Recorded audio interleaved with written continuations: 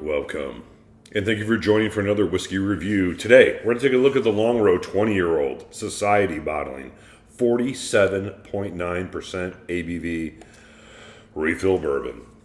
Do we have a year on that one, Mike? Dustin, I do not see a year. All right. Sadly, I will try to figure it out if I possibly can. Sample that was sent to us.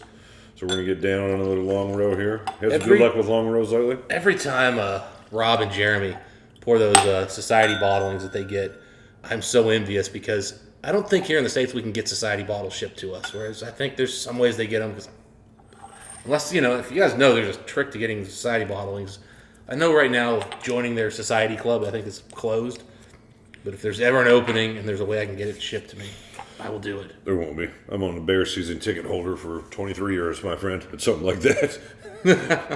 Our fathers would have had to got on that list for us. All right, so Longrow 20-year-old, 47.9. Dustin, we know Longrow. We know Springbank. Yeah. One we're a fan of, refill bourbon cast. So this is the first time we've gotten a Society bottling, so I don't know if they go for a different profile here. I can tell you one thing. It's an interesting nose. Yeah, you can tell it's Longrow. You can tell it's smoke and everything there, but it's cleaned up quite a bit. You definitely get that refill bourbon where it's kind of not giving you as much vanilla, but it's giving you a lot of oak note. There is, I think there's a twinge of vanilla, but I agree with you about the oak note comment. Less vanilla than a first fill. Right, it's substantially more oak. But at 20 years, you would expect some to some degree. But I tell you what, this age really cleaned it up quite a bit. And it's giving off that slightly kind of, I always kind of come to the term like kind of pineapple note.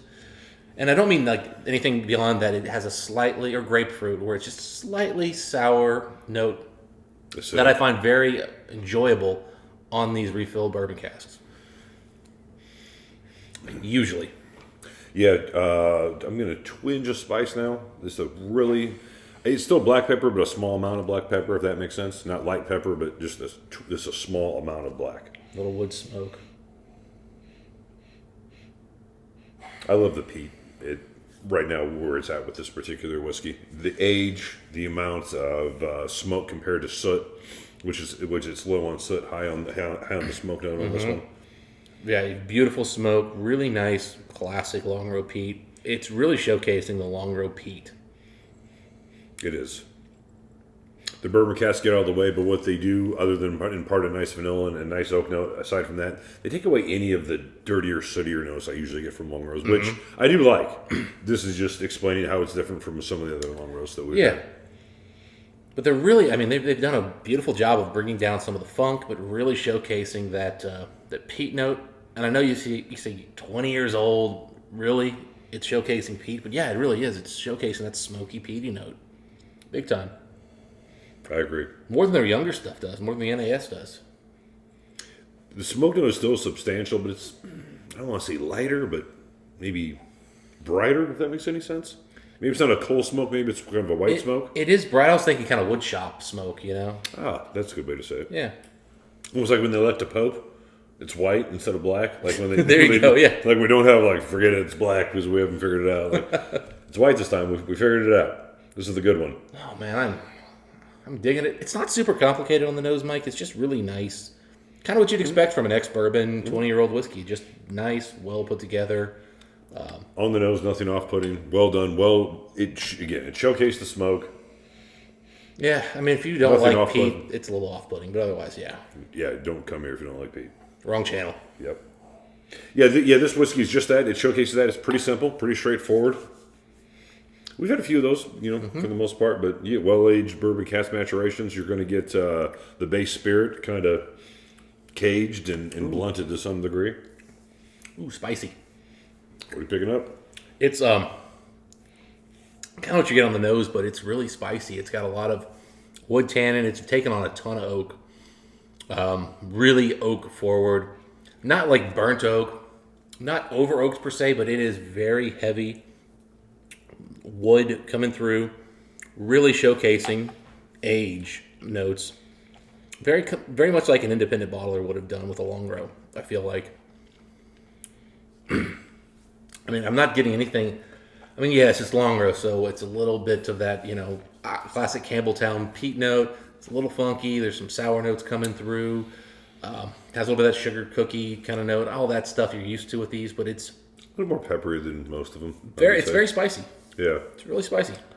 The initial drink, quite a bit of minerality initially, and I would say also kind of a little bit high on the not maritime notes, kind of the brine. I would say kind of briny, kind of mineral, at least on the initial. Then as soon as you swallow, what I mentioned before, but yeah, I mean not overly complicated. I would say well done. Extra citrus. A lot more citrus on the palate. Maybe on the nose, on the palate. On the finish. A lot of citrusy notes. The finish, the citrus builds. I'm getting, a lot of flavor on the sides of my tongue, which aren't that common with the whiskey.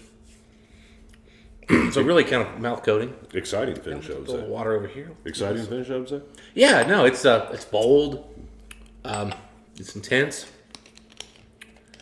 I wasn't sure what to expect with refill. I've had some Springbanks that were refilled bourbon that didn't really do a lot for me on the finish, so I was a little leery. But I think the Longrow peat being higher, being a little less refined, I think kind of helps it fight. Because honestly, sometimes refilled bourbon is actually a tough cask to overshadow, because those refilled bourbon casks sometimes can be very aggressive in adding Sour oak kind of notes.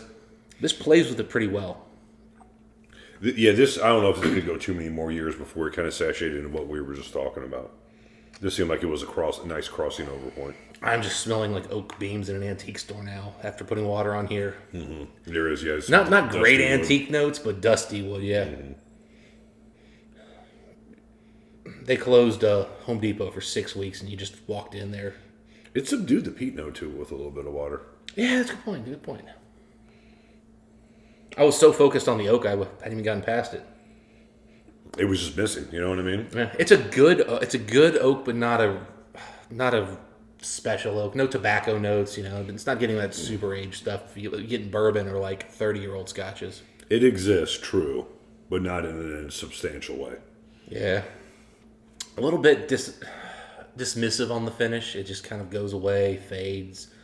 Sweetness there, a little bit of, again, sugar cookie, vanilla notes. Kind of your generic standard Longrow. Yeah, it does similar things that you would expect from Longrow fairly decently. Mm-hmm. You can tell there's age to it. It's a safe Longrow. It's clean for Longrow. Water has changed the palate a good bit. The finish is getting a little too funky, a little too... kind of that sour milk, sour baby formula kind of note. Smell on the taste, I should say. I've never tried that, but yeah, I don't like what water did here. A lot of vanilla up front, but thinned it a little bit. Doesn't take water well. I'll just leave it at that.